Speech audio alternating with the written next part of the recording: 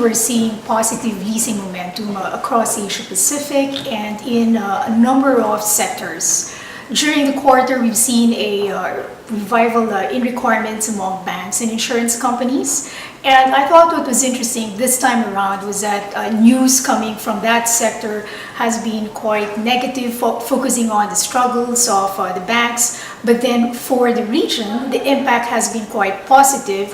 And we've seen, in fact, an uptick in the outsourcing industry, particularly in emerging markets in Asia Pacific. Technology sector, a positive driver for the region.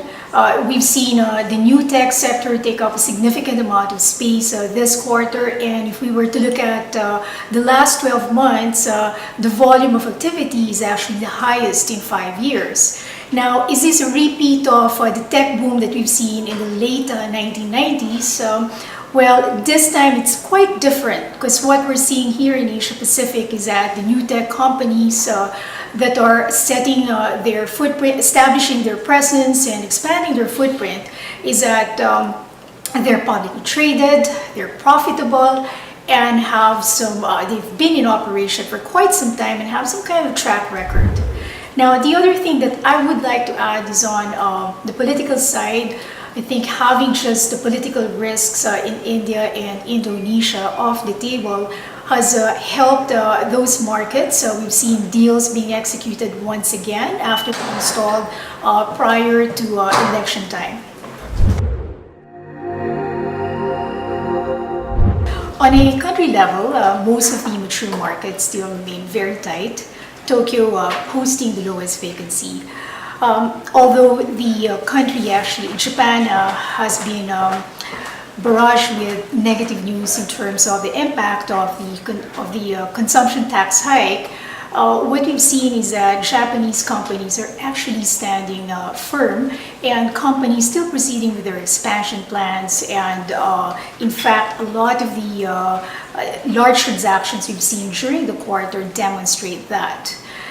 Even on the investment side, there is significant interest among onshore and offshore investors in Japan as a whole, just because of the significant improvement in economic and property fundamentals.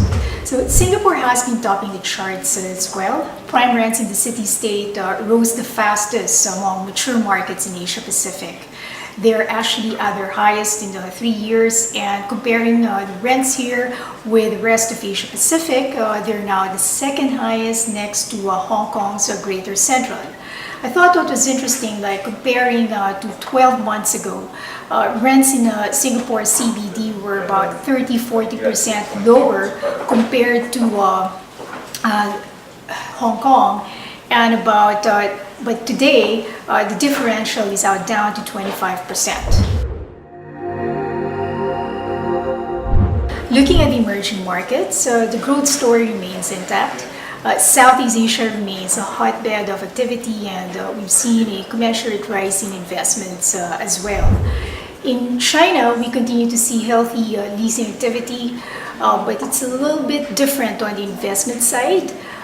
We've seen a pullback in investment activity due to a clampdown in liquidity and some cooling measures that were meant for the residential real estate.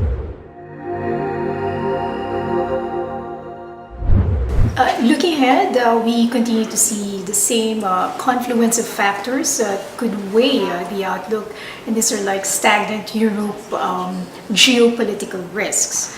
But there are some bright spots to the outlook. We think that affirming U.S. growth could benefit the export-oriented economies in the region, and lower oil prices today could actually put more money into consumers' pockets.